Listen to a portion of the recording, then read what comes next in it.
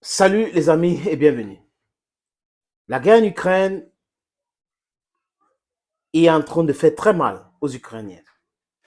Ça a démantelé ces pays, ça a détruit l'économie, le tissu économique de ces pays, ça tue tellement des hommes et le pays est à terre.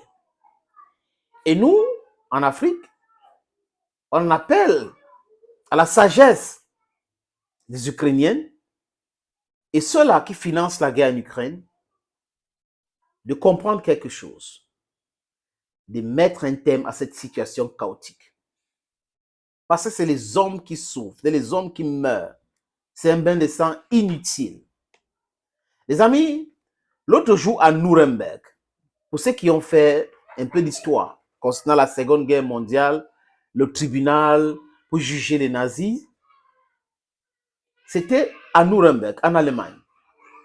La population de Nuremberg a manifesté dans les rues de Nuremberg, en Allemagne, pour demander au gouvernement allemand d'arrêter d'envoyer les armes en Ukraine.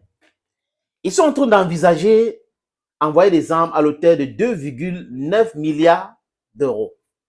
Ça veut dire que nous sommes dans un pays qui était ou qui est la première puissance économique européenne, qui était prospère.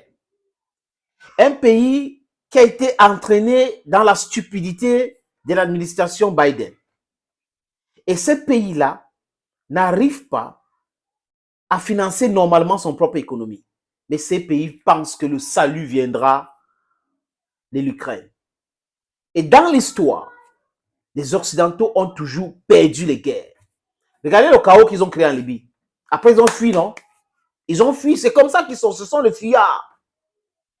Les amis, répétez après moi, les Occidentaux, du moins l'élite comprador occidentale au pouvoir, est une élite fuyeuse. Oui, cette élite fuit. À Indochine, ils ont entamé la guerre là-bas, la France a été mise en déroute, les Américains ont été ridiculisés.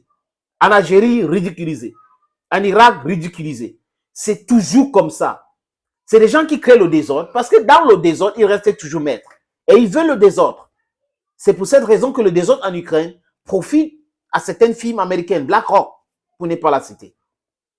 Le blé ukrainien est contrôlé par BlackRock. Vous avez vu que, comme la Russie s'est retirée de l'accord du céréales ukrainien, Zelensky a tenté de vouloir, non, on va toujours continuer à exporter. Et Poutine a été clair. Si nous voyons un bateau qui s'approche au port d'Odessa, nous allons considérer ce bateau comme un bateau qui transporte une cargaison militaire. Et par conséquent, nous allons frapper ce bateau. Et depuis ce jour-là, il n'y a pas de bateau. Parce que la Russie a montré qu'elle peut frapper ce port-là. Elle peut détruire le port de Mykolaiv et le port d'Odessa. Chers amis, il faut que les Occidentaux apprennent quand même à écouter certaines voix chez eux. Par exemple, en France, Ségolène Royal parle à longueur de journée de la paix des négociations. Mais elle n'est pas audible parce qu'elle n'est pas dans le système de ceux-là qui sont en train de s'enrichir avec la guerre. Ah, la guerre, ce n'est pas la charité.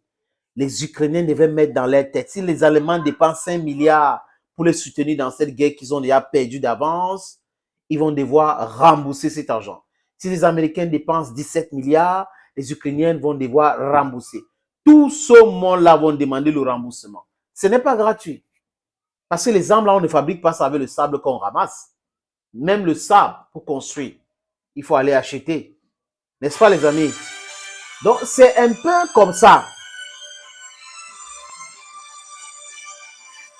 Les amis, donc, ça a commencé partout en Europe et aujourd'hui à Nuremberg, je pense qu'il est temps de penser négociation.